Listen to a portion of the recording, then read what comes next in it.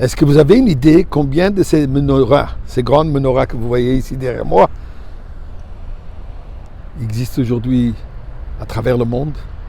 Et pour cette raison, je vais juste vous montrer la menorah qui est sur la voiture. Combien il y en a de ceux-là? Eh bien, je tiens à vous dire que combien qu'il y en a sur la voiture, je n'ai aucune idée.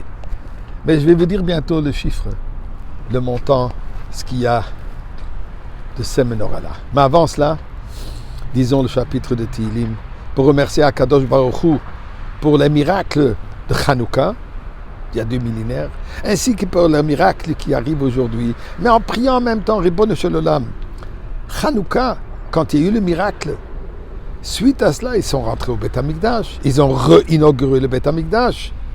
Et à cette époque, il existait encore plus de 200 ans, le Beth Amikdash était là.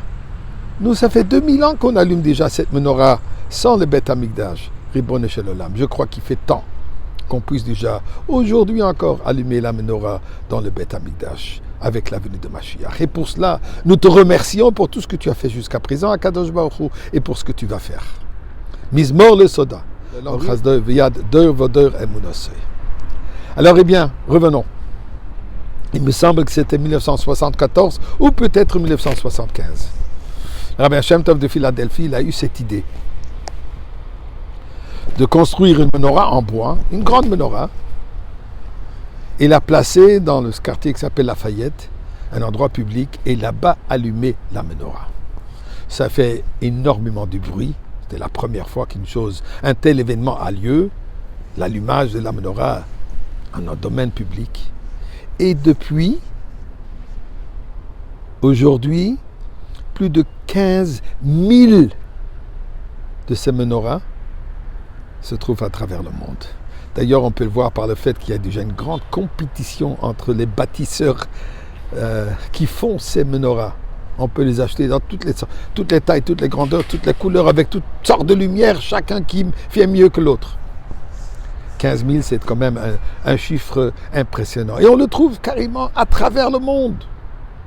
Que ce soit à Washington, que ce soit près de la Tour Eiffel, que ce soit à Londres, dans les endroits plus publics, que ce soit sur le dos d'un éléphant au Taïwan, je crois, ou que ce soit sur à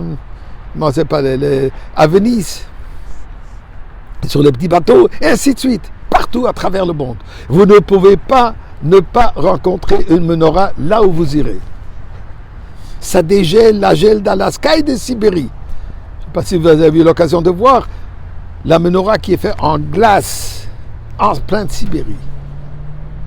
Et on se pose la question, est-ce qu'il y a, à part le fait que l'idée de Hanouka, qui est de propager le message de Hanouka, cette lumière infinie, cette lumière qui brûle éternellement, le pouvoir de la lumière qui est énormément plus puissant que l'obscurité, mais est-ce qu'il y a quelque chose de plus que cela?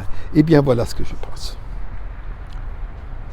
Aux États-Unis, il y a cette loi de séparation entre religion et l'État. Et d'ailleurs, c'est un peu partout au monde. À un certain moment, c'est parti en cours.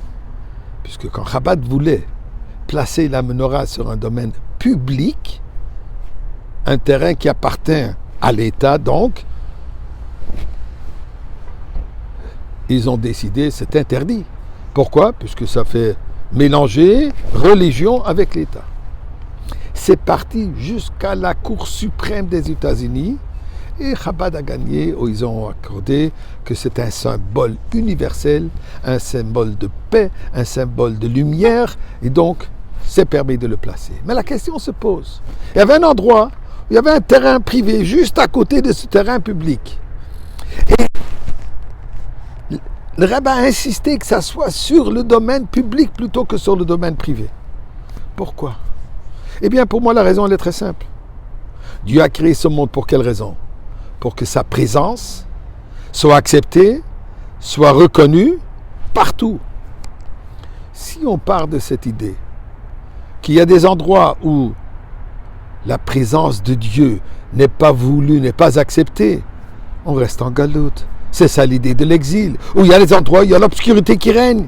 Il faut absolument qu'il n'existe pas aucun millimètre de ce monde, aucun endroit de cet univers où on défend, chas v'shalom, la présence de Dieu par le symbole de cette menorah, la Cour suprême a accepté. Et c'est pour ça qu'aujourd'hui, proliféré à travers le monde.